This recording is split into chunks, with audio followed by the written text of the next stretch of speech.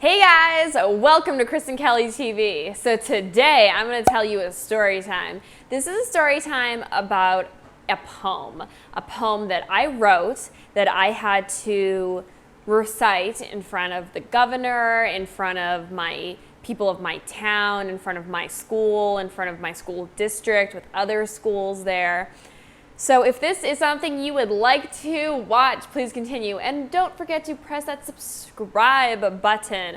Oh, also, there is going to be a topic of abortion in this video. So if that's something that you're not easy with, if that's something you don't want to hear about, if that triggers something, don't watch this video. All right, I'll talk to you guys soon.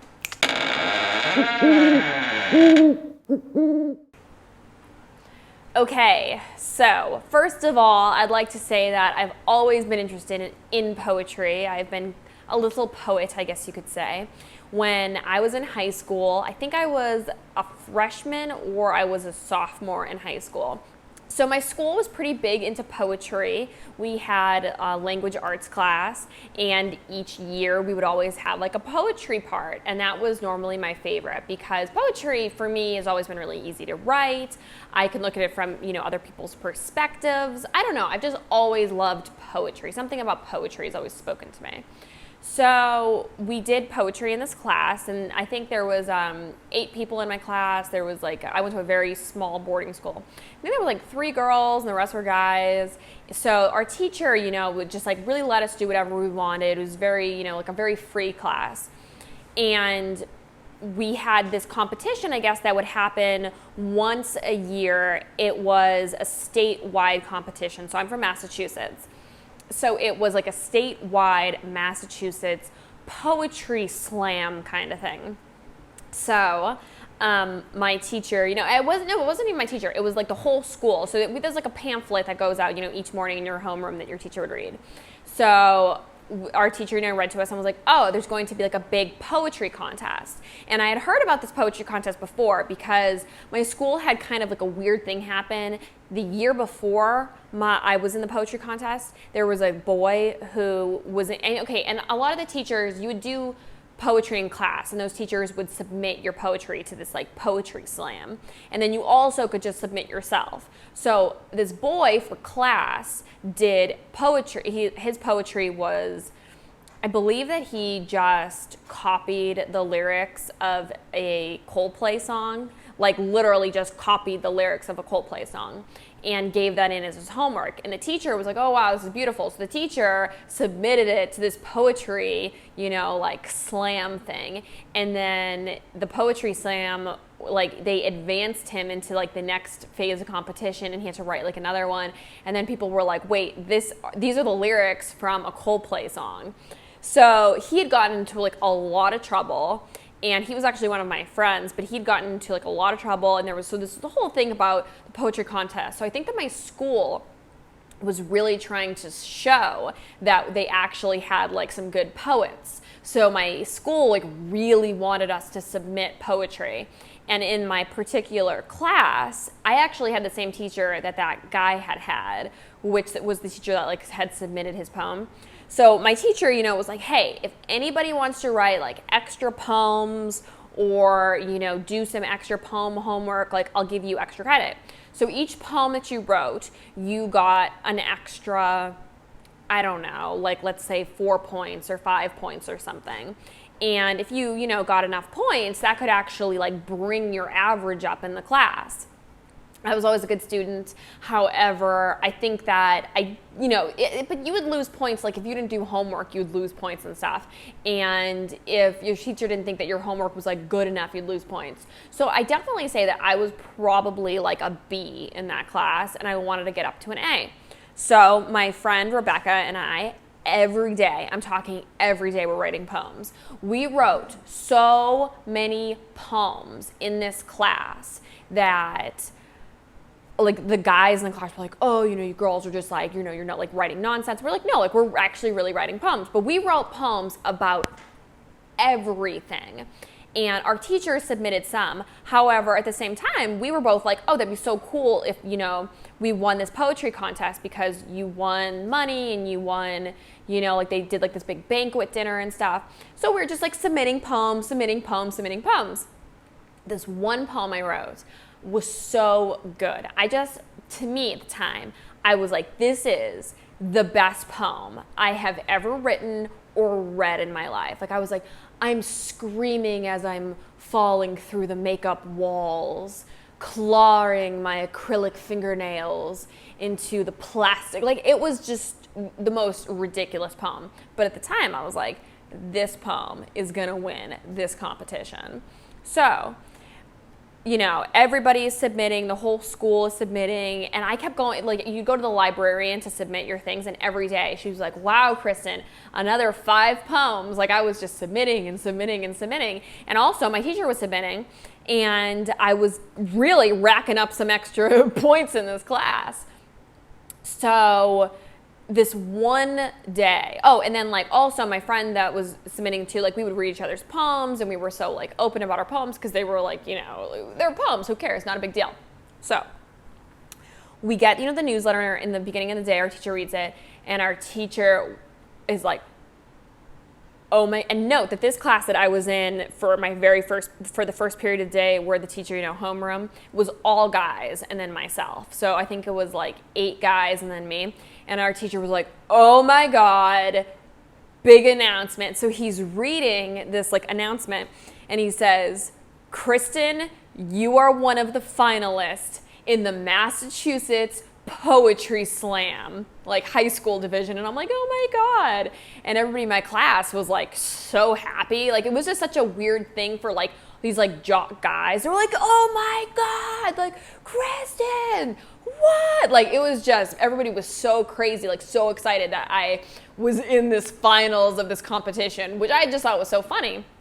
It was me and then this other kid. And this other kid was just like this real brainiac, you know, like super smart.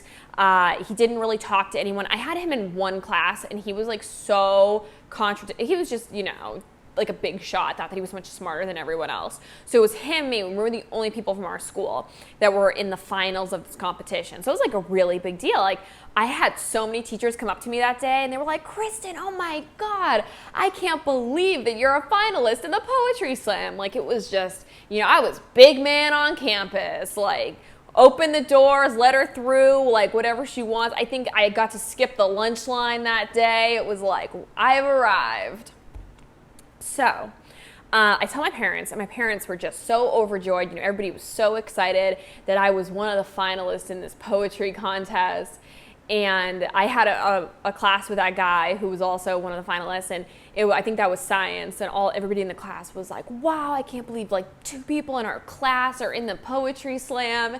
And I, you know, knew it was a big deal, but I didn't realize like how big it was. So we get this like nice invitation for the Poetry Slam. So I go, and my mom, my dad, my brothers go, we all go, you know. So we get there and it's a really fancy reception. Maybe one of the fanciest receptions I've ever been at. So it's at this beautiful public library and there were so many finalists. I think there was probably, I would say between 60, maybe 60 to 80. There may have been less, I'm not really sure, but it was a lot of people.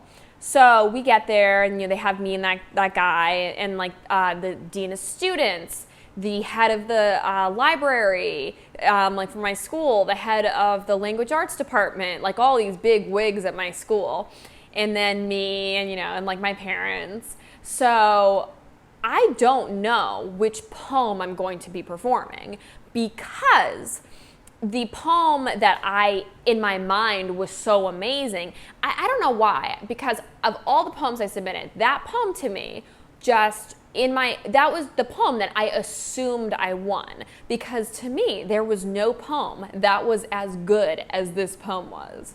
So they have, you know, like, so I still am under the assumption that that's the poem that I'm going to be, you know, like reading. However, I don't have the poem because, you know, this was back in the day where like you'd write a poem and you'd submit it and then like you don't even have a hard copy. I don't think I had hard copies of like any of these poems, you know, because I was doing so many of them. So, and like you didn't use your computers like you do nowadays, you know, how everything is on your computers. It wasn't like that. So like I didn't have like a personal computer. Like people didn't have like personal laptops then. So I don't even know what poem I'm going to be doing. they have a pamphlet, and the pamphlet has each person who's a finalist and their poem, and you have to go up and perform your poem. So I'm sitting in this huge library sitting room with so many people, and it's weird because now just talking about it, I'm getting nervous. I would be so nervous now, but I think ignorance is bliss. When you're really young, nothing to you, seems scary. So I wasn't scared at all. And I think also I was in drama and chorus, and I was constantly performing in front of people, so that wasn't even a thing to me. So so it's going by group. So they're handing out the pamphlets. So they handed me my pamphlet, and I opened to my name. Oh, and I kind of asked someone when I walked in, I was oh, excuse me, because I didn't, and that's another thing, is I didn't realize we were performing these poems. I didn't realize we were getting it in front of these people, this huge room of strangers, and performing our poems. So when I found that out, I was oh my God, well, I don't have my poem. And this woman was oh, well, it's in the booklet. But still, she was kind of almost surprised that I didn't know. So I don't know if maybe my school messed up, if maybe my school was supposed to tell me that I was supposed to perform, they were supposed to tell me what poem. I don't know. There was miscommunication. So I get the pamphlet and I look at it, and I realize that it is a poem that I probably wrote in 5 minutes after watching a Lifetime movie, and I don't think I could not even remember writing this poem. I vaguely remembered writing it, but it wasn't anything that spoke to my heart. It wasn't something that I was particularly proud of. So I kind of read it, and I'm okay, whatever, I'll go up there and perform it, not a big deal. So just to give you what's going on in the room, it was for high school, but I think that most of the people that performed were really freshmen, and very, very immature freshmen. So there was one where the girl did, my itsy bitsy teeny weeny. She did kind of a rendition of that where she was my itsy bitsy, oh God, everyone's looking at me, teeny weeny. Well, if I stand this way, just really immature, very young people stuff. None of the poems, by the way, I thought were so spectacular. So I don't even remember what that guy from my high school, what his poem did, but there was no everything was very lighthearted. There was no serious topics on these poems at all. So I go up, and the room is all lighthearted and cheery from everybody doing it. And I look down, and then I say, it was a cold night. I kept touching my stomach. All I could think about was, am I making the right decision? Is there a God? If there is a God, will he hate me? Will I hate me? Will I be able to live with myself? My eyes flutter asleep. I hear a bird. I open my eyes and I see light. I'm happy and sad. A wave of scared washes over me. I hear a knock. He's at the door. I open it. God, he's so beautiful. I don't need a ride. I'm gonna walk. I wish by him. My mind flutters. I can't help but be scared. Stop, stop, he says as he runs past me. Gets on his knee, hands me some flowers and says, I got you your favorite flowers. Don't make this harder on me. I smile, not a real smile, a confused, kind smile. He takes my hand. He opens his car door. It's beautiful. His grandfather left it to him. We drive off. My hand flutters out the window. I think about, would my daughter do this? Would this be something she liked? Would she like these flowers? The car stops. Weird how a 20-minute drive goes by in 20 seconds. I get out. The room is cold. My hands so sweaty. Everything she says is just loud and obnoxious, even though her voice is sweet and tame. I look out a window. I see a bird. And it just stops. Everything was going in fast motion, and then all of a sudden it's slow motion, and my heart is beating, and I can feel my baby's heart beating, and I know that it's not just a few cells, and I know that it's my child. I throw on my clothes so fast, it was almost like I wasn't wearing anything. I run out the door. "Stop," he yells. I scream. I look at him and say, "It's not even your baby." I look up, and there is not a dry eye in the house.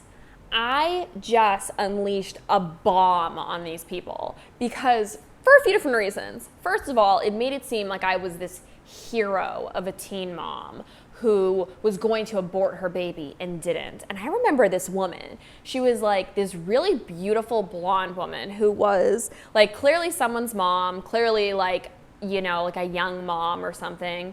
And she just looked at me, like gave me this look of like, "You go, girl." Like it was like this shock kind of just like look.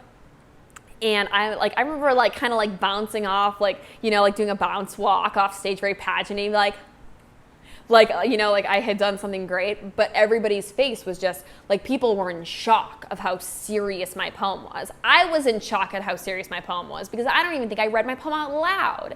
So I was just like, and by the way, that was totally me like paraphrasing. I think the poem was a little bit longer. It was definitely different. I tried to find the hard copy and I couldn't, but that was like the gist of it. I think I went over like the make of the car and more in-depth detail stuff, but just on the fly, that's the gist of the poem. Or the meat of the poem. So, I sit down and I look over at my family and they're all just like,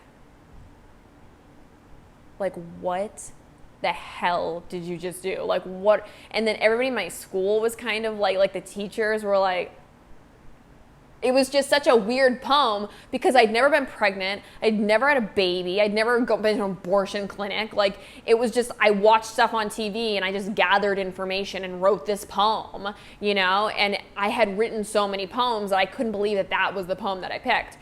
And it was just so weird because after I read that, like everybody was so different towards me. Like even just walking around that place, people were kind of like, it was just so weird. And it was like all these people were like cheering for me. Like I was this, you know, teen pregnancy hero who like, you know, didn't kill a baby. And it was supposed to kind of like, I think people thought that it was like a political statement when it really wasn't. I was like a 13-year-old freshman or a 14-year-old sophomore, you know. It was not like supposed to be this serious thing. I just thought it was like a fun poem. So it was like really embarrassing. It was like, I don't know. It was just very weird, you know. So, you know, I got like my award or whatever, and it was in the newspaper. It was, but the actual poem was not. So, but it was like in the newspaper, it was on TV, you know, there was like little clippets and stuff.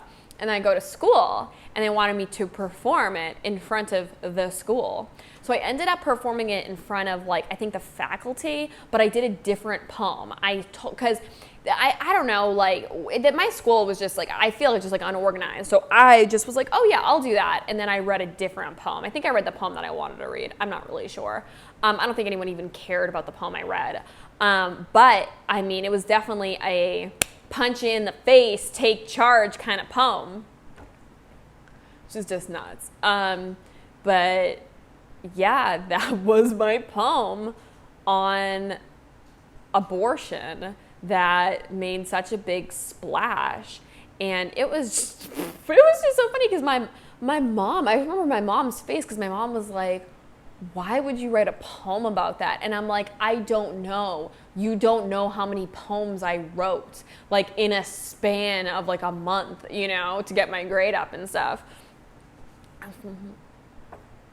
I don't know. It was like really, I think that I blocked it, like blocked. I think I probably blacked out when I was doing it, but I like blocked it out of my mind because it was so crazy. It was just, the response that I got was so crazy, and it was like so not a place to do this particular type of poem, and I couldn't even believe that they chose that poem. But it really sounded first person, like it really sounded like I was recounting my statement of like how I saved this baby, and I was like so young, but I mean I could always like do hair and makeup and like put myself together. So I mean I think I was even wearing 7-inch heels when I did this speech. They probably thought I was like a senior or something crazy. Oh my God. But yeah, that is my story on abortion. So I hope you guys loved my video. Please like this, please comment below, please subscribe if you have not, and I will see you later. Bye.